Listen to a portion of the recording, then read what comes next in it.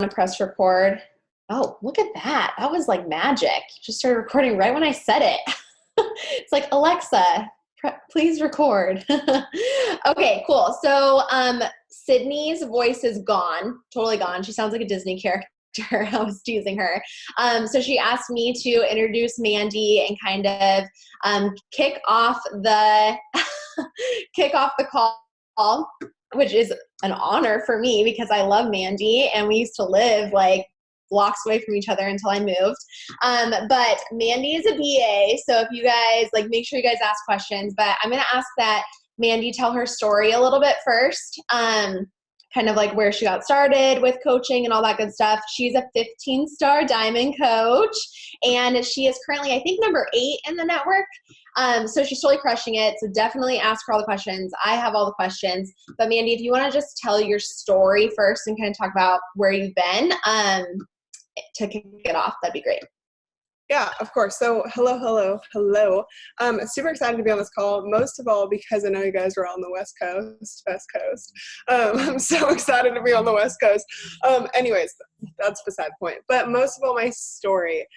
It's funny when Kate, you just said that, I was literally like, what part of my story do I tell, because there's like so many different chapters to like where we are today, no matter where you are in the business. Like you can tell like the original story of when you got started or when like your business actually got started, and they're like 2 entirely different stories. But most of all, how I got started in Beachbody, I was in the corporate world and I was doing the things that, all people tell you should do, and you should go to college for 4 years, get a degree, pay a lot of money for that degree, and work like an adult, and #adult it up, And so I was working I got a senior position in the marketing world, which was really rad, and my parents were so proud. And all of my friends were like, Mandie, you made it. And I'm like, okay, this still sucks. The corporate world still sucks. Like, and when I was younger, you guys, I was the girl that would tell my mom, I can't wait to wear heels and a pencil skirt. Like, I was that girl. I wanted to be a lawyer. I wanted to actually be a sports attorney. And that was my dream. Like, that my dream was to be in the corporate world. Like, and I don't know why in my right mind I ever thought that was going to be great, because it definitely wasn't. But I went to college and played softball, and I've always been an athlete. And then I went and played overseas. And so like I was always a part of a team. I was always a part of something that made me feel full, and I was always a piece of the puzzle. And in the corporate world, I just felt like a drop in the ocean, to be honest. And I felt like I was just another ant in the corporate grind, And so I remember like, oh my God, so vividly, people would bring donuts to my desk saying like, Mandie, like, you don't need to do that 21-day fix thing. Like, this is as like me getting started and like on my health and fitness journey. And they'd make fun of me if I like had my gym bag after like to go work out after work. And so I just remember just these relationships I was building in the corporate world were just awful. And I was that girl that used to spend all of my hours comparing myself on social media, like we all do. And literally every single day, it was like clockwork. I was up until 2:00 in the morning, every single day comparing myself on social media. And before signing up, I was literally scrolling at 2:00 in the morning. 2:00 in the morning is like my prime time of like when things happen in my life. Like 2 days ago, I bought like just an array of Lululemon at 2:00 in the morning randomly. It's like, I don't know. I like wake up at 2:00 in the morning. But I remember scrolling and I remember seeing this post, and Angie Belmar is my upline. I remember seeing this post and she was just frolicking, like beautiful. And I was like, what the heck drugs is she on? And give me some of them, And I was like flabbergasted by the fact that this woman could be so happy, and she was like young and just, young and getting it. And so I was like, I don't know what she's doing, but I want some of that. At this time, I never heard about Beachbody. Rather, I did Insanity. Didn't even know that it was like Beachbody. I just thought Shanti was Shanti. And so when I got her information and like started hearing about this coaching thing, I was like, this is a load of BS, but whatever, take my money. I want to be happy. And like, that was my sign up process. It was not, I believe in Beachbody. It was not, I like doing these workouts. It wasn't even, I believe in what you're doing. It's just like, make me happy. Like that was literally why I signed up. And I signed up without even talking to her. I went to her website, signed up as the sneak peek was going on, and pretty much just signed up. And I actually went underneath her husband initially, and like super, super weird. And so we ended up literally by the 5th day, I changed underneath her. Thank God. But that was my sign up process. That's literally how I got started. I was just in such a weird place in my life that like I just needed something that was going to spark a little bit of light. And then fast forward about 8 months into the business, I was doing all the things. I was hitting Success Club, you know, doing the vital behaviors, but like I didn't really believe in Beachbody. Like I didn't think that like Beachbody could be anything for me, nor did I think that I even liked it. Like I really was like, this is cool. You know, it entertains me. I like to work hard for something that's not my damn corporate job, where I'm doing these things for this weird blue company. Like the corporate, like the company that I was working for, all of their marketing and all their branding was awful. It was like set in like the 50s. Like it was just awful. And that was my job, to make them look good. And I was like, what is this? Like, honestly, I felt like I was like Jimmy Neutron, you know, like I was like, what is going on? Anyways, so I literally got started and I was just doing this thing, you know, I was just like, okay, well, I'm still comparing myself at 2 o'clock in the morning. I'm still doing all these things. I was kind of doing personal development. And so I constantly was just like in it and out of it, but kind of in it, you know? And I felt all of the time, I felt like I was just going to float and pass by Beachbody. Always. And I never thought I was going to actually be super successful. I never really thought that I was going to be somebody that spoke on these calls. I was terrified of public speaking. I had 25 pounds to lose. I was just a mess, to say the least. Like, and so Angie invited me to a diamond retreat. And at the time I was like, cool, you're inviting me to a diamond retreat, but I'm a coach, not even emerald right now. I'm like, this is awful. So I said no. And I was like, no, not for me. I said no. And literally the week before I was supposed to go visit my girlfriend in Alabama. And if you guys know any part of our story, it's just that's just another call in itself.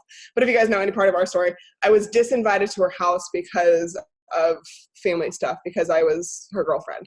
So I was disinvited and I had to cancel that plane ticket, eat the money. And so then I messaged Angie. I said, Angie, can I still come? And she said, yes, of course. Like, come, please. I ended up getting like a red eye out there. And I remember driving in the car with her husband to this retreat. And he was like, you excited to be here? And I was like, I don't deserve to be here. Those were my words. Like, I'm going to a diamond retreat and I'm like, I don't deserve to be here. And he was like, what? Like, first of all, what?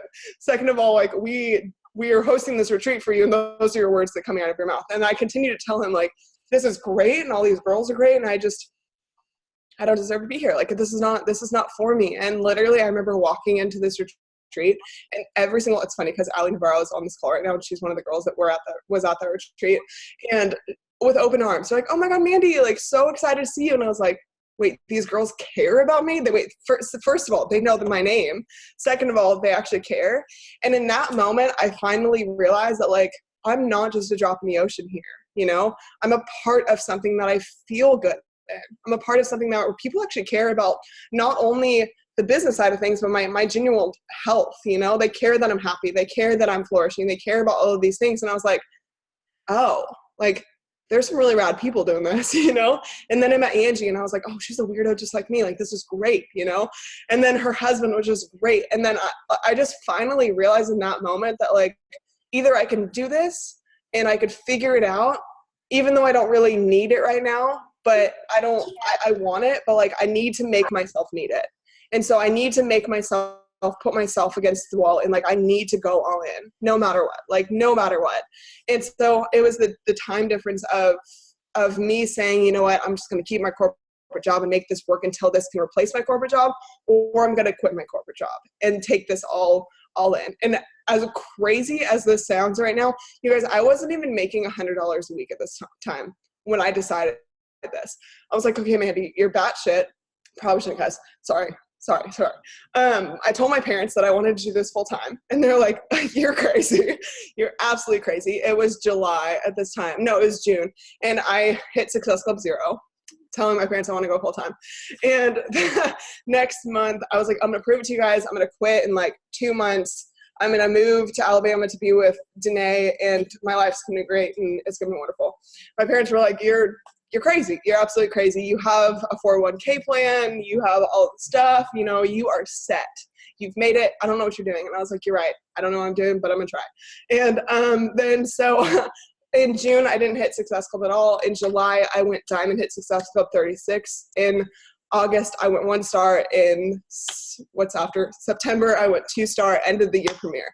And it was just the decision of me saying, you know what, we're not going to just kind of do this anymore. We're going to like dive the F in. We're going to actually treat this like a business. And for me, it took me the longest time to understand the difference between just doing the things and actually doing the thing. You know, the thing of separating this from, oh, I'm just going to try this and I'm just going to like tread water in the same place, to me actually running that damn marathon, picking my feet up no matter how tired I was, and constantly doing the thing. And so we went from literally a team of nobody to a 2-star team within 3 months, which was really rad. But then most of all, after that, like my team started growing really, really fast because I was sprinting, like not just running, but full-fledged sprinting. And I probably needed an oxygen tank on me because I couldn't breathe, and I was still going. And then so following that year, we literally going into January 2018, we were 2-star Diamond team. We went 3, 4, 5, 6, 7 up until Summit. And then we ended the year at 11, and now we're 15. So like it has been a whirlwind. And the reason being is because like every single time that people say that, like, I don't know if I want to do this, I'm like, well, you're going to either need to do it or you're going to just want to do it and it's never going to go anywhere. So like we need to separate the two. And so that is my biggest thing. And you guys, I'm literally an open book, so you can ask me any question at all. But that's kind of my story. I was just like kind of a roller coaster of emotions. And then I finally decided that I want to do it. And I'm here. Oh my gosh, I'm obsessed. I love your story. It for me, it just like shows people like what a decision, like when you make the decision to go all in, like what happens. So if you guys want to ask questions, I'm going to ask mine first because I'm already talking. But obviously you're developing leaders like crazy because, you know, that's a huge part of elite and top 10 and all that stuff. So what do you feel like, besides like being the pace car and sprinting and like you're either going to catch up or you're not, what other things do you feel like contribute to developing leaders in your organization? Totally. And I have to ask myself this question a lot because I have to realize what it is so I can help duplicate it. And I truthfully, and I know this is going to sound so weird to a lot of you guys, but I think this is it. I'm just going to note that right there. I'm a dude when it comes to business. I'm a total dude. Like emotions like are not in my business at all. Like I don't, when somebody tells me no, when somebody drops off the face of earth, when my 2-star Diamond quits, it doesn't faze me. Like that's literally how I run my business. And that's how I've ran my business since day one of me actually deciding to go all in. And the reason I think that that kind of mentality is so successful to not only cultivate leaders is because I don't deal with the BS of an emotional roller coaster that a lot of women try to pull into our team pages. If somebody puts literally something in our team page that is like this, I call them out right there. And I think that that's what we need to do. Like, and exactly, Kate, like a CEO mindset, a CEO would never allow like, you know, the rats in their house. And so if the rat is in your house, kill it, chop its head off and let it go, you know? And so for a long time, I was like, okay, well, how am I creating these leads? Because you guys, I don't have wonderful systems. I don't do one-on-one calls. I don't have a new coach crazy thing. I literally have high level of intensity. I have a dude mindset when it comes to, or dude mentality when it comes to emotions. And I don't let all of the crazy chaos and the roller coaster of this business to affect the way that I think, you know? And so that has been the biggest pull of like why people kind of level up to me, because they see that no matter what, if crap's hitting the fan, Mandie's still like even playing field, you know, and I'm still going to go after, I'm still going to do all things. And so that is one of the biggest mentality pieces that has helped my entire team, because when they see you like that, they kind of level up to that and they expect now them to be like that. And it's not necessarily personal development that's helped. It's not necessarily a certain thing that's helped me establish that mentality, but most of all, the ruthlessness to the life that I want to live, you know? And for a long time, I didn't understand that until like I kept getting this question being asked to us of how we develop leaders. And it's truthfully like, it's almost like this like FOMO effect in our team pages and around like the leaders that are already established. And I was talking to Danae about this yesterday and she goes, Mandie, you got so lucky. And I was like, what do you mean? I said, I know, but what do you mean? And she was like, you got like the coaches to start. And I was like, I know, like Danae was one of my first coaches, Gabby, Taryn, and like 4 other Division I athletes. And that is literally because we've had the like foundation of our team be such a high level of thinkers and positivity and courageous people. That has been the catalyst of all of the growth. So when a new coach comes in and they literally are like, oh wait, this is how you guys run this thing, they level up to that. And if they don't, they feel like an outcast. And until they do, they feel like they're inclusive to the team. You know what I mean? So like that's been a huge part. And what's crazy is I've had coaches go like diamond in a month, diamond in 2 months, diamond in 3 months, and then diamond in like a year. And the people that come diamond in a year, they then like pour out into this athlete mentality, and they kind of like evolve into the type of people that my team consists of. Cassidy said, how do you think you made that shift in mindset? I know you're a big Tony Robbins fan. I didn't even see this before I even said that. Whoa, that's weird.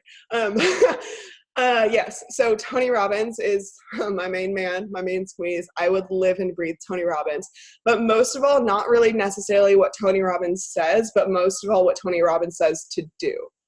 I don't believe in the hoopla, hoorah, I'm going to go spread positivity into my life and I need to have my own hype team. I don't believe in that. I think action-based mentality is huge. I also think that the mentality of I'm going to get it done or I'm going to die is huge. Also the mentality of I need this rather than I want this really bad. I think that like for say 15 star, for instance, because that's like the most recent thing that happened in our business or on my team. The idea of 15 star, in my mind, I was like, this needs to happen so my team knows that it can happen, period. I don't want this. I don't necessarily think that like it would make us all fluffy and feel good, but I need this to happen because I know that they need to see that it's possible. And so like that shift in mentality and that ability to kind of shift over to that necessity rather than like fluffy things is really where it kind of changed my mind. But I know there's one thing that I listen to all of the time, and if I can find it like on this call, I will, but it's a Tony Robbins video, of course, and it's like 30 minutes, and I used to listen to it every single morning because before this, you guys, I don't want you to think that I came into this like slaying life and having the strongest mentality. I was a mental case. Like my mom is a Tony Robbins fan, and I didn't even think that she was cool enough to talk to me about Tony Robbins. Like when she told me about Tony Robbins, like when I was growing up, I was like, who is this dude? You know, like Tony Robbins, you know? And now I'm like drinking his Kool-Aid.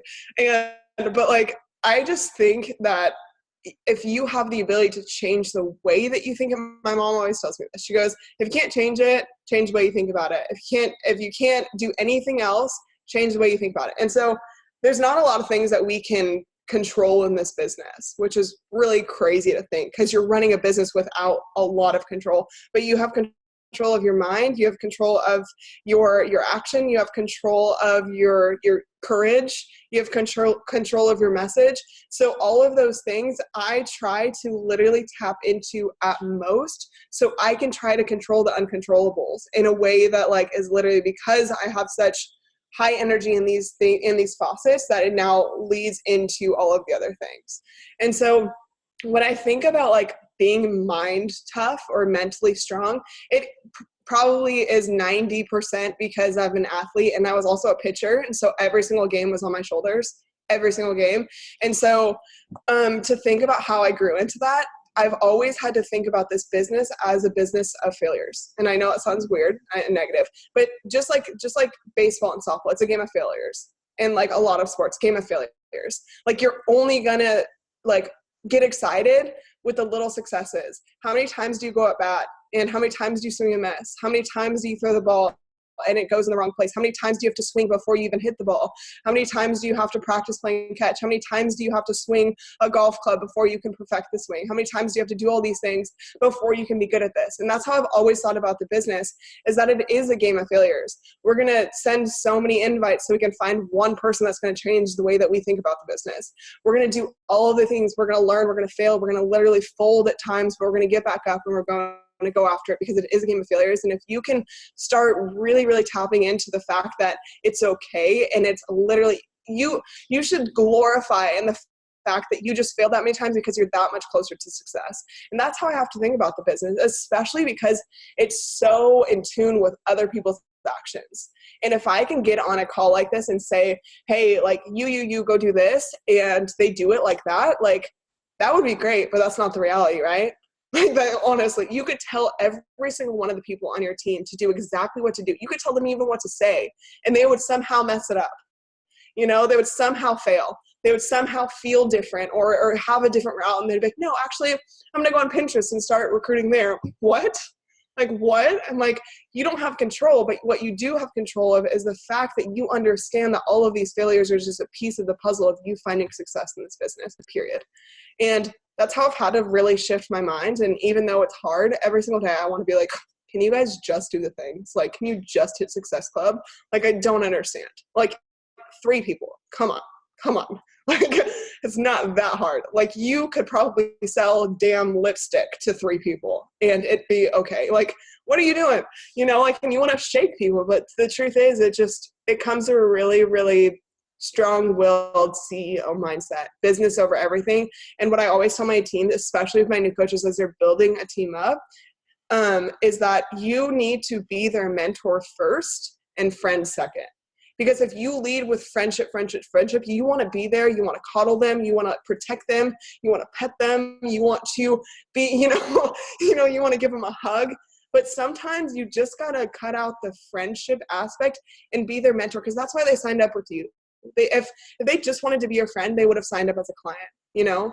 They would have just signed up as a client and just been in your challenge groups, and like you would support them, but it wouldn't go both ways. You know, but they signed up with you in this business because they needed a mentor to show them how to find financial freedom, how to help others, how to find fulfillment, and do all of the things that you were doing in your life right now. So you have to be able to connect those two. That was a really long way to answer that. I love it. So many good nuggets. What else? What other questions? I have a question. This is so good. I'm going to have like writer's cramp. So I feel like so much of your success comes from your mindset and your work ethic, because you're right. Not a lot of people have that. And I really love that about you. There's like so many good quotes in all this. From a strategic point, when you have a new coach sign up and you're thinking like long-term, how do I get this new coach to go to Diamond and Star Diamond? What does your approach to that look like? So first and foremost, I don't ever have inclinations about any coaches. And I know that sounds really bad. Like, I don't think that anybody's going to do anything. And I think that is where, like, I almost allow them to surprise me. And if somebody goes Emerald really fast or hit Success Starter or like has the desire to do these things, and they converse with me and articulate specific things, then I'm right there to help them. And then we'll get on a call and do like a roadmap or a game plan, I'll tell them exactly what needs to happen for them to hit Diamond or for them to hit 1 star. Because a lot of times we assume that people know what Diamond is. We assume that people know what Success Starter is. We assume that they know that they need 200 PV for 2 star, or like 1 star.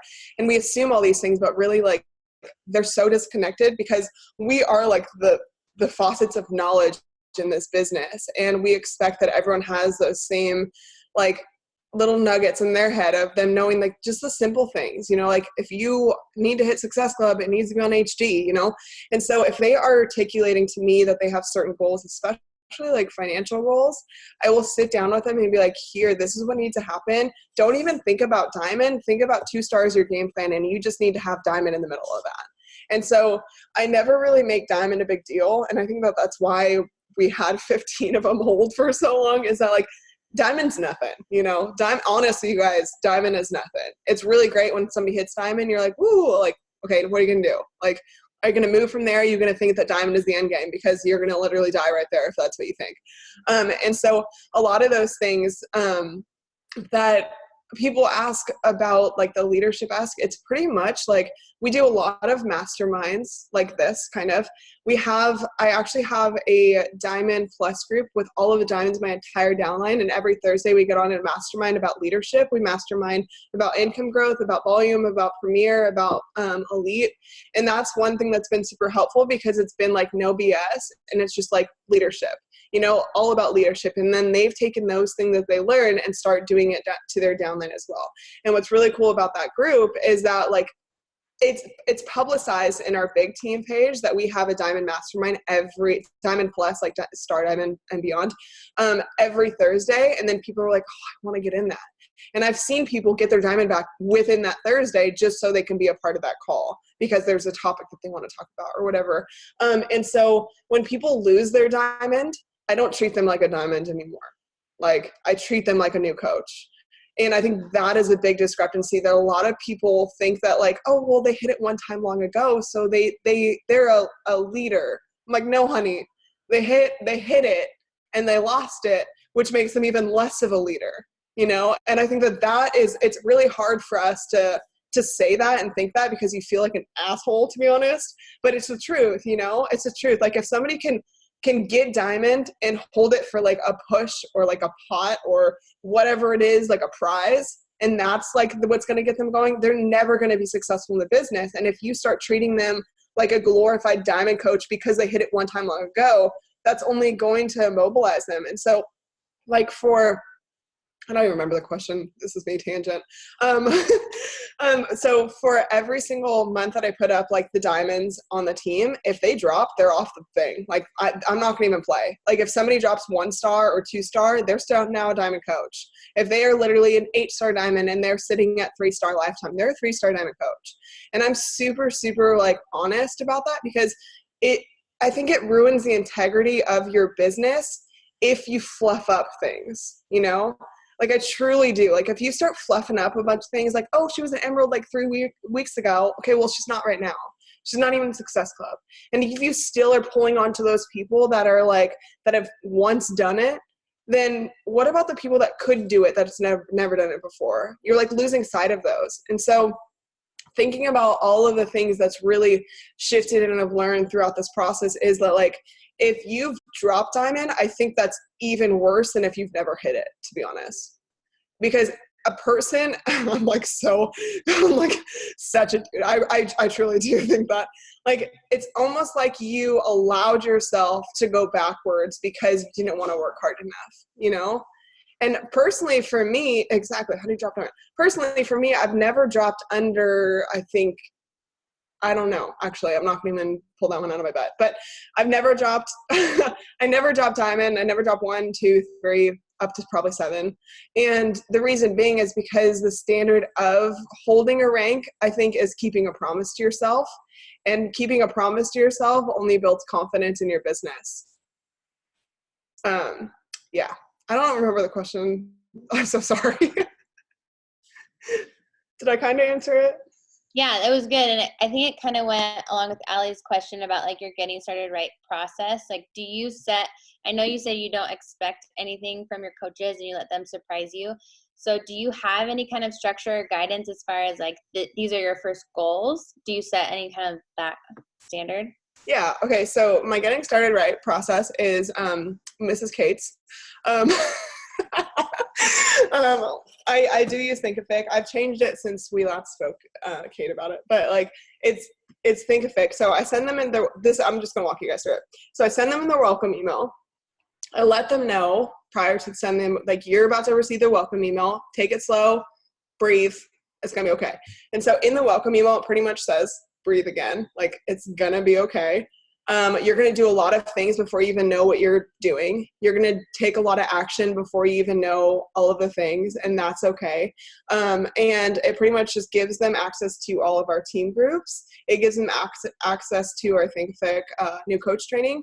And then it has a PDF, and it pretty much tells them, find your why. Why are you here first? Why are you doing this? Why did you just sign up? And I make them write that down. And then I make them go post on social media before they even start the new coach training. I'm like, post on social media, like rip the Band-Aid off, talk about this thing that you did on social media. And so they'll post on social media, do the thing. And then the actual getting started right process, every single Tuesday we have a new coach call, and Danae runs it, or I run it sometimes. But it pretty much breaks down the vital behaviors, the team groups, Success Club, Success Starter, and Emerald. Like that is the new coach call. And so it covers the simplicity of all those things. And it talks about invites. It talks about building relationships. It talks about a bunch of different things. And most of all, it just says, go do things. And I think that people overwhelm new coaches with like a bunch of tracking sheets and say, here's 10 invites, here's 20 invites, here's send out 30 invites a day. It's pretty much go do the things that challenge you right now. This is how I feel. Go do the things that challenges you right now. And in a week from now or 2 weeks from now, we're going to assess how much you challenge yourself. And then we can reevaluate with how much more you can do. And so that's kind of like their getting started right process. And then every 2 to 3 weeks, we have Emerald push groups just to get them all hyped up and excited. And also just have people adding coaches to their team, and also a chance for now those new coaches that have added people to put them in and get them excited and like lead the way. But that's kind of it. Like literally, I don't do one-on-one calls like ever. And I'm not saying that's right. I'm just saying like, I just don't. I just don't. And mostly, and if somebody asks me over and over, like, Mandie, I don't understand them. Like, well, and majority of the time, if they say that they don't understand something, I'm like, did you do the no coach training? And they say no. A majority of the time of people that need a new coach call are the people that have not done the things that I've asked them to. So why am I going to sit down and talk them through the exact same thing what's in the resources we've already created? I had a girl reach out to me and had the audacity. I'm not even telling you. I can't make this stuff up. She had the audacity to tell me, Mandie, there's too much resources. I'm overwhelmed. And I think that you should create a better system for your new coaches. You know what I said? You can do that when you recruit 25 coaches a month. Or you can do that when you build a team. You know, like, I'm like, girl, bye. Like, stop. You know, like if people have the audacity to tell you that there's too much information, then that's on them, you know. Or if they don't have enough information, that's on them, because now you're resourceful. There's so much that we create as leaders that, like, if they can't figure it out and you have to hold their hand through it, then how great of a leader are they going to be? You guys, I had a new coach call with Andre, and we talked about cars for 30 minutes. Like, there was no new coach call. And then I didn't talk to Angie until I got to that diamond retreat I didn't feel like I was supposed to be at. Like, those were my conversations prior to getting into this. And then going diamond and star diamond, she didn't help me through it. She just was like, great job, you know? And so I think that cultivating a really awesome leader in your team takes the reins out of your hands and says, like, figure out how you want to run this. And I think that is like the catalyst of finding those leaders, of you giving them all of the courage and giving them all of the stuff, and be like, now run with it the way that makes you feel good. Instead of having all of the resources, tell them exactly what to do, exactly when to be there, exactly how many things to check in, you know? And personally, I wanted freedom in this business. I wanted to be my own leader. I wanted creative freedom, especially. I wanted to do it my way. And if somebody kept telling me exactly what to do, when to do it, how to do it, I would have quit. Like, I would have quit 100%, you know, like, it would have not only overwhelmed me, it would have like made me mad that I was now in another job where somebody was being a micromanager. And so that's kind of my 2 cents on that.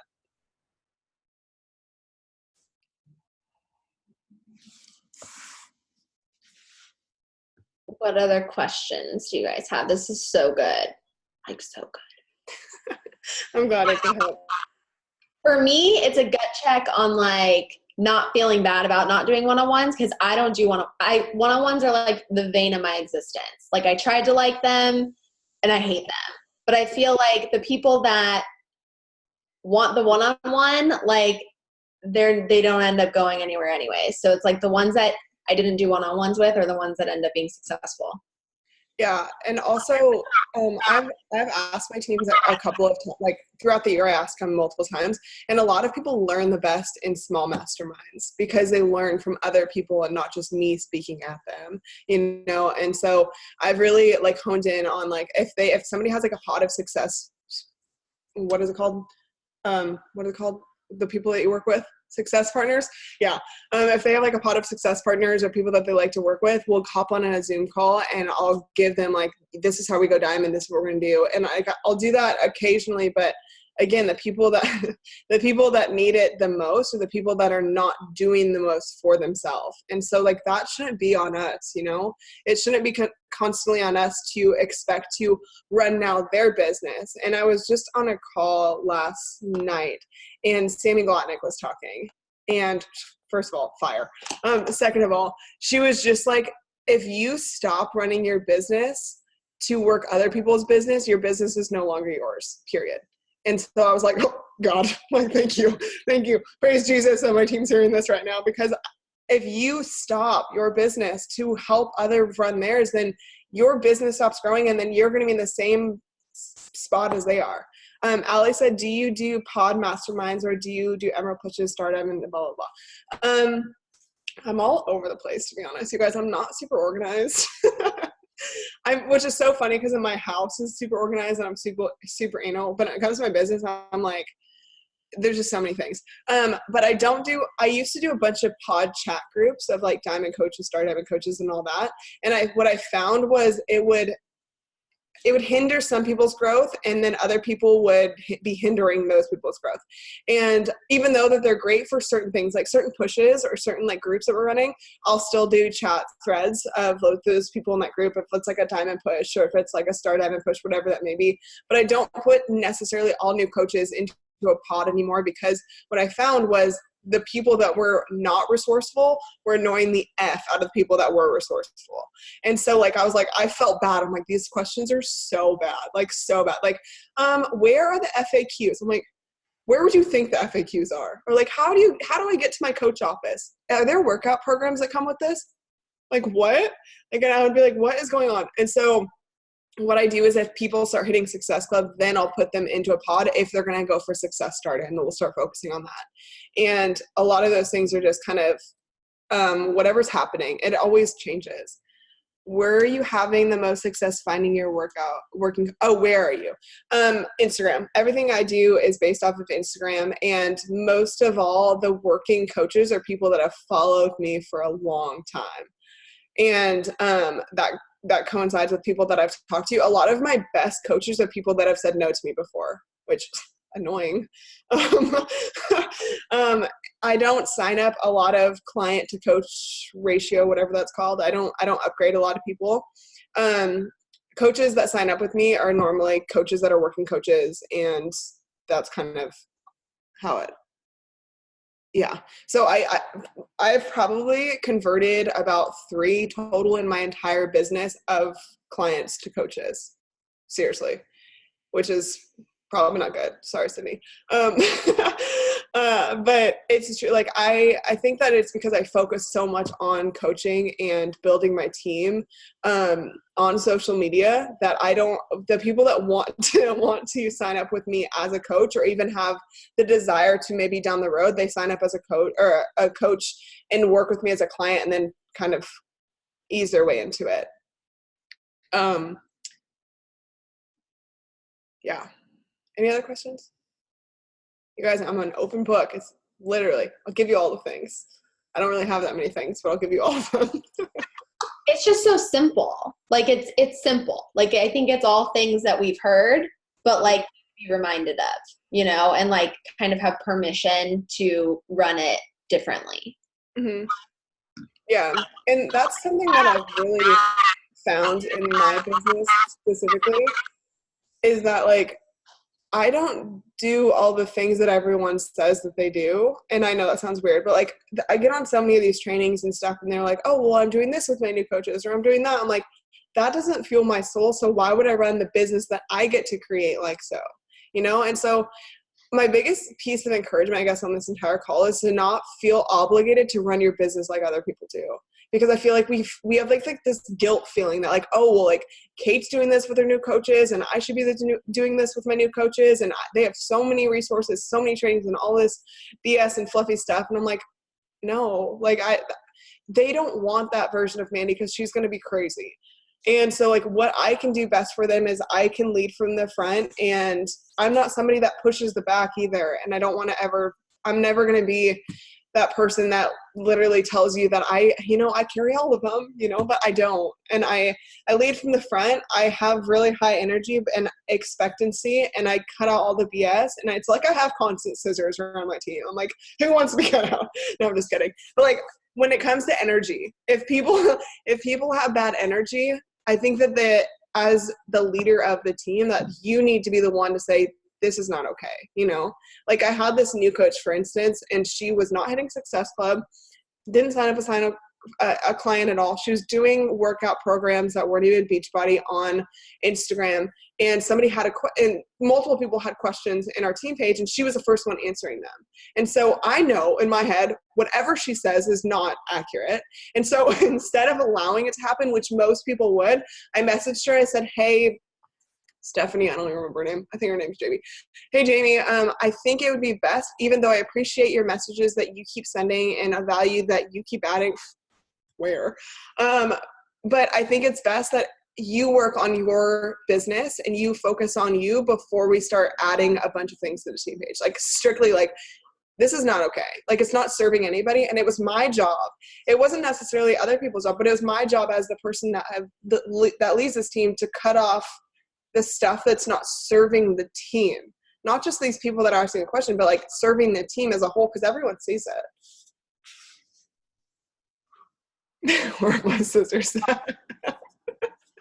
I love that. So I have a question. Do you do coach sneak peeks? How do you find, I mean, I know you said Instagram, but can you go more on that? Oh, absolutely.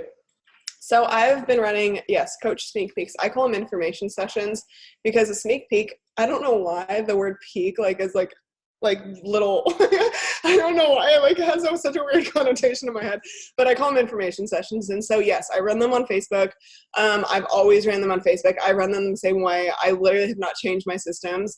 And, my biggest thing for my information session is creating the same sense of community in my information session as I do in my team page. And so when people get into information sessions, it's all about engagement. I tell them, you need to engage to be on my team. You need to show up to be on my team, or to be even thought about joining my team. And they honestly are like, oh God, I need to engage. And if they don't engage on a video, they literally tell me, hey girl, I'm at work.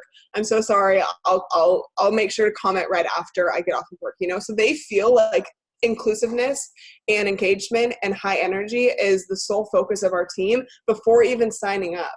And so what I do in my information session, do you guys want me to just break it down? Yeah. Okay. What I do, it's a, what's it called? A Facebook group, and it's going to be 4 days, but really it's only 3 days. So the first day on Wednesday, I usually post my call to actions around Sunday, Monday, Tuesday-ish. Obviously 3-day call to action. But it starts Wednesday, and I say, hey guys, I'm Mandie Kaii, so excited to have you guys in here. I just want to give you guys a rundown on what this group's going to look like, but most of all, I want you guys to feel comfortable in here. This is literally a safe zone. We're going to get weird. We're going to get to know each other. And most of all, I want you guys to feel like you're a part of this team already. So the biggest piece of that is I want you guys to be engaging. I want you guys to be present. I also want you guys to tell me a fun fact about yourself. And so they'll drop fun facts, and they'll get to know each other. I ask them where they're from in this video, and it's like a 3-minute video of me giving a rundown of the information session, asking where they're from, asking a fun fact, but most of all to engage with other people. And I tell them I'm only going to be accepting about 15 people from this group, but most of all, it's going to be not only first come, first serve, but who is the most engaged and who gives the most that I think that would be suitable for our team. And so right then and there, they're like, okay, she means business. And then I do a visual that is our schedule right after that post. And then the next day on Thursday, it's my story. And the way that I tell my story is how I felt prior to Beachbody. And then at the end of it, I talk about the 21 Day Fix was my first program. I talk about the team. And then I talk about, now I'm going to tell you tomorrow what actually we do as coaches and how this has transformed my life, And in my story, I go in depth. I think I almost cry or something. It's really fun. And then day 2, which is Friday, I talk about what a coach does. And the way that I break down what a coach does is we first and foremost are getting in the best shape of your life and in the best mindset of your life. So first and foremost, as a coach, you're on your own personal journey. And so I talk about that so much because a lot of people think that they need to be something before being a coach, right? And like we get those like, I can't do this because like I need to lose 20 pounds, or I can't do this because X, Y, and Z. But most of all, you can do this because all of the things that you just said, I can't, like I've already told you, you're going to be on a journey. We're going to get you in the best mindset. It's going to be about personal development. It's going to be about you first. And then second, now you're going to pay it forward. So what a coach does is you get in the best shape, you get in the most positive mindset. And then number two is you pay it forward and use social media to do so. So you literally, all of my things are recorded. And most of all, you're not going to be pushing any brand. You're not going to be pushing anything other than the lifestyle, and you genuinely showing people your authentic journey, period. And then number three is you're going to be building your own girl gang. You're going to be building your own type of girl bosses, whatever you want to call yourself. You're going to be building your own team that does the same thing, so you can be proud of the experience, the community that you've now cultivated. So that's how we talk about what a coach does. And then on Saturday is when I open up registration. At the beginning of the day, I show transformations of girls on my team that started as coaches. And that's really important. That started as coaches that have transformations, then I tell their story inside the caption. So for instance, I'll tell my story, and then I'll tell Danae's story, then I'll tell like my top coaches' stories on how like their life changed physically and mentally, financially, inside of being a coach rather than like, you know, before or after, whatever. And I don't talk about clients in my information session because we don't need to talk about the things that you're going to be helping. We need to talk about how we're going to help you, because they want to know how this information session is going to serve them. And so that goes up, and then the next 30 minutes before the actual last video goes up, I show my income progression, and I tell them I hate talking money, but I want to talk about freedom. I want to talk to you guys what's possible. I want to talk to you guys how my life's changed. I want to talk to you guys about all of the things, and most of all, how I've experienced this change in my life, blah, blah, blah. And then the last video, how I talk about money, super simple, literally so simple. I talk about it in 3 ways. I talk about commission, residual income, and then I talk about team bonuses. And then the last way that I talk about it is not only when it comes to team cycle bonuses, because you can't really necessarily say, well, you make $18 per cycle, and you know you can't say that. But what you can say is the more people that you help, the more that is helping your business, period. And like I break it down super simple.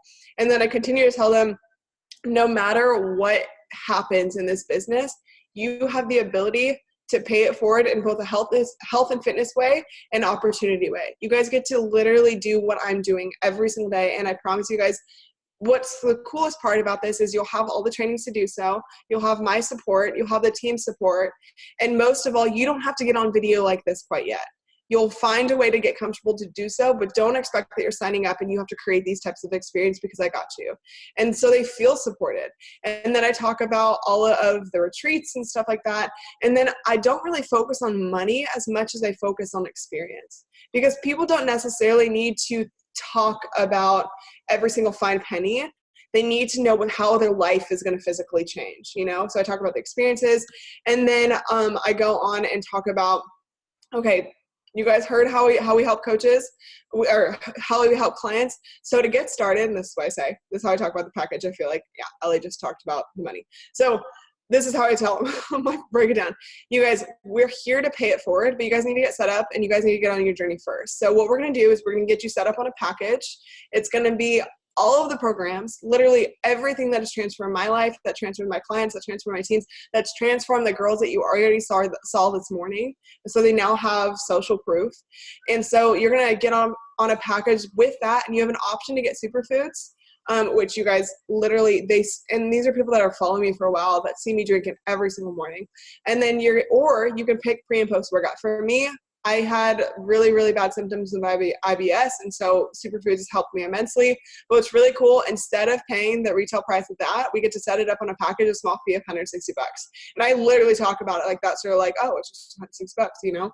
And then I said, if you're ready, send me an email that you're ready to run, and then we'll get you set up. And this is going to go to the first 15 girls that I feel are best suited for the team.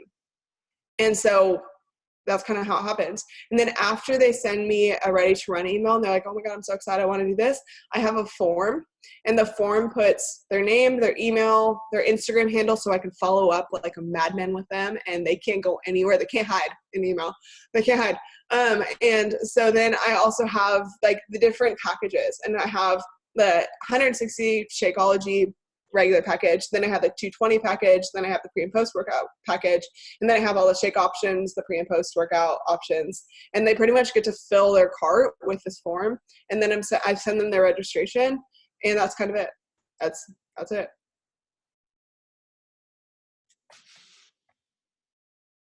Are your info sessions just your prospects, or do your downline coaches use your information sessions as well for their prospects?